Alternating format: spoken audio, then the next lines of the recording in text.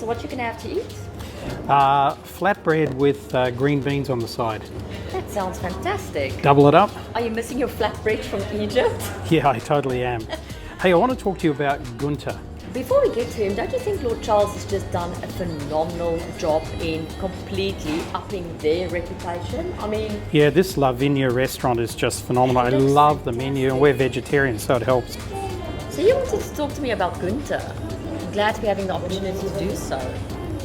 Yeah, well, what I wanted to tell you about Gunther is he's very typical of, entrepreneurs at the moment. He's a tech guy. He's got a few people working for him. He's working really hard, but the business just isn't going anywhere whatsoever. What do you think? Why is that happening? Well, it's really obvious. I mean, I looked at his business idea, it's sound. I looked at his business plan, it's sound. I looked at, the concept more globally, it's sound. So it comes down actually to something that's going on inside his head. Right. His father basically was telling him from the time he was born, you've got to work hard to get anywhere in this life, and no one can do anything as well as you can. So guess what's happening? He's doing all the work, and he's not delegating, right? He's not delegating, but also none of his staff want to stick around because he's always the perfectionist who can do something better than them. Yeah. How many times have you seen clients coming into our environment who's just completely overwhelmed? And these are not people who's not smart. These are people who's incredibly smart. They take on, and they just do not necessarily believe that other people can do what they do, or they just don't think they're good enough.